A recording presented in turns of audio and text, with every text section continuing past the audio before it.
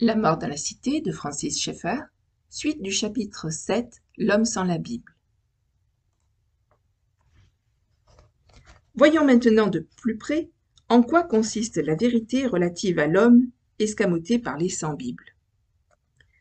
Ici, il y a divers aspects à souligner, car l'homme se distingue à la fois de l'animal et de la machine par ses impulsions morales, son besoin d'amour, sa crainte du non-être, son ardent désir ou son exigence de beauté, sa recherche d'une raison d'être.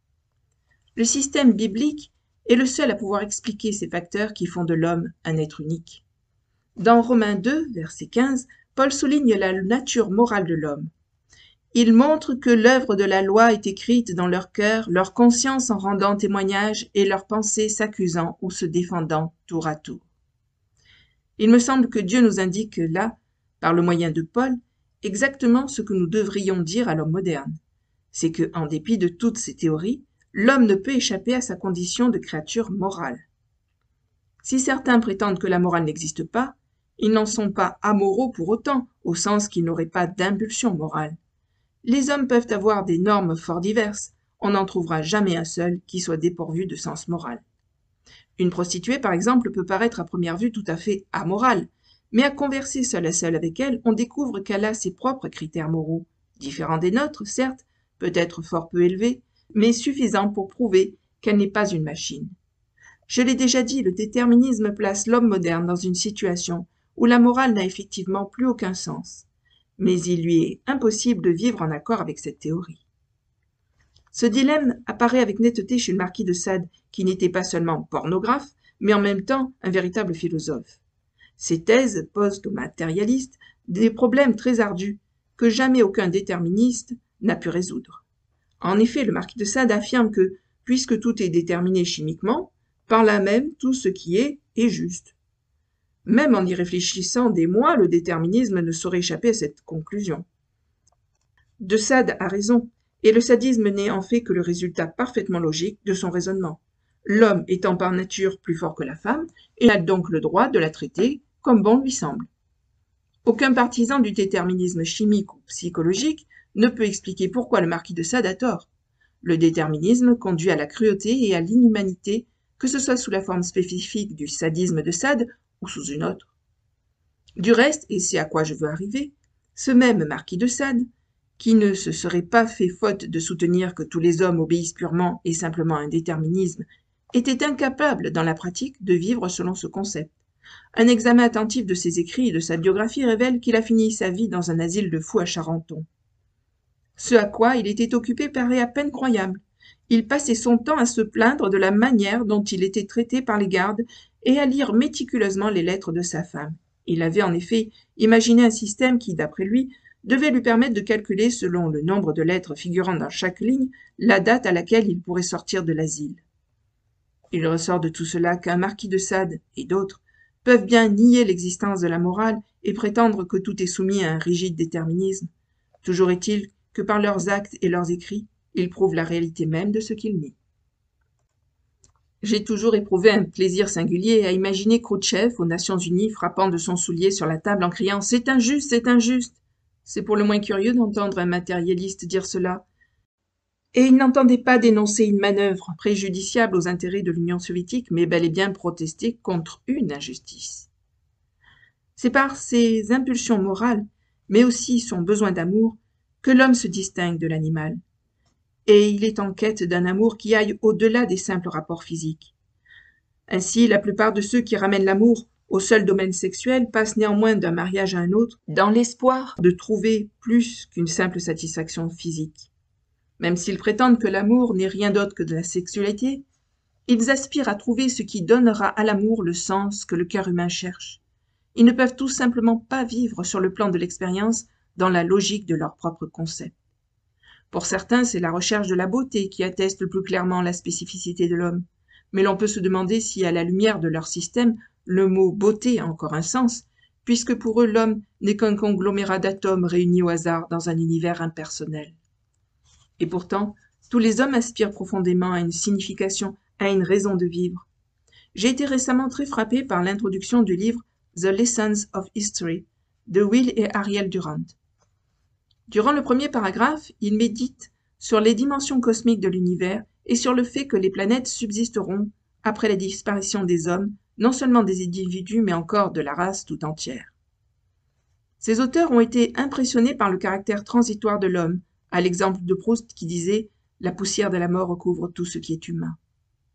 Quant à la signification de l'homme, les Durant se bornent à signaler une certaine dignité qui tient au fait que l'homme peut observer les planètes alors que la réciproque est impossible. C'est donc très clair.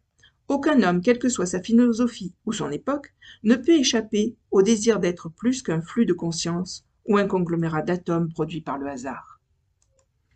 Dans sa forme extrême, le désir de signification se traduit d'une façon très claire dans la crainte du non-être. On sait depuis des siècles que les hommes ont peur de la mort, mais la psychologie des profondeurs nous apprend que cette peur, inexistante chez les animaux, est une psychose fondamentale de l'homme.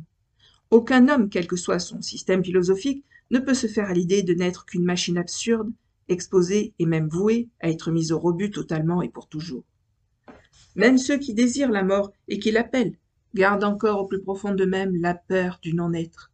Je suis surpris de constater, en conversant avec des personnes qui envisagent le suicide, qu'elles entretiennent secrètement l'idée qu'elles persisteront comme spectatrices. En remontant aussi loin que possible dans l'histoire de l'art, partout où l'on retrouve la présence de l'homme, on retrouve aussi les traits fondamentaux de son humanité. Les archéologues ont découvert récemment un squelette humain qu'ils estiment vieux de 30 000 ans. Ils l'ont trouvé enterré dans une tombe tapissée de pétales de fleurs, ce qui est vraiment très curieux. Jamais un animal n'enterrerait ses morts dans des pétales.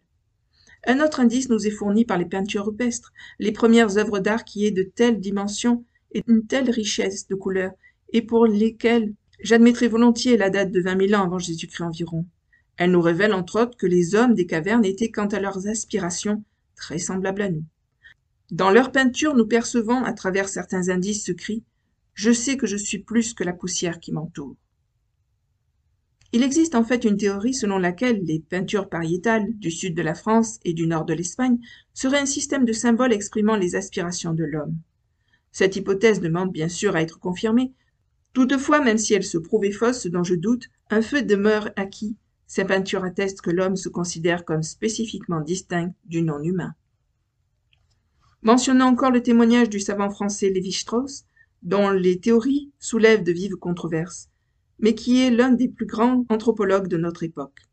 Il a ébranlé le monde de l'anthropologie en avançant l'idée que tous les hommes ont les mêmes structures mentales, qu'ils appartiennent au passé ou au présent, à des peuples primitifs ou à des sociétés très civilisées. Selon lui, le mode de pensée de l'homme n'a pas fondamentalement changé au cours des siècles. Par exemple, même si les tribus primitives ne sont pas capables de former des antithèses relevant d'une analyse poussée, elles marquent nettement l'antithèse entre tribu et non-tribu, chaud et froid. La spécificité de l'homme se retrouve toujours, aussi loin que l'on remonte dans le temps. Les arguments de Michel Polanyi au sujet du code de l'ADN, acide désoxyribonucléique, vont essentiellement dans le même sens. Sans entrer dans les détails, je me limiterai à dire que Polanyi rejette de façon catégorique le déterminisme chimique de Francis Crick. Pour lui, les propriétés physiques et chimiques du code de l'ADN ne suffisent pas à rendre compte de ce que l'homme est. En résumé, Lévi-Strauss déduit, sur la base d'une étude des schémas de pensée, que de l'Antiquité à nos jours, l'homme a toujours présenté les mêmes caractéristiques. Polanyi dit que le code de l'ADN ne suffit pas à lui seul à expliquer ces particularités. Dans The Difference of Man and the Difference It Makes, Mortimer Adler fait également état du problème de l'unicité de l'homme sans pouvoir le résoudre. Il dit toutefois qu'il y a chez l'homme quelque chose de distinctif et que nous devrions l'identifier, sinon nous en arriverons à traiter les hommes comme s'ils n'en étaient pas, ce qui rendrait la situation actuelle plus tragique encore. Nous pouvons donc constater que l'homme, quel que soit son système théorique, sait au plus profond de lui-même qu'il se distingue du non-humain. Aussi Paul est-il d'une brûlante actualité quand il affirme dans l'Épître aux Romains que les hommes, ceux-là même qui n'ont pas la Bible, étouffent la vérité constituée par leur propre essence. Primitifs ou cultivés, antiques ou modernes, de l'Est ou de l'Ouest, tous sont possesseurs d'un témoignage attestant que l'homme a une signification plus grande que celle que lui attribue leur propre théorie. Suite de la lecture de ce chapitre dans une autre vidéo. À bientôt, merci. Au revoir.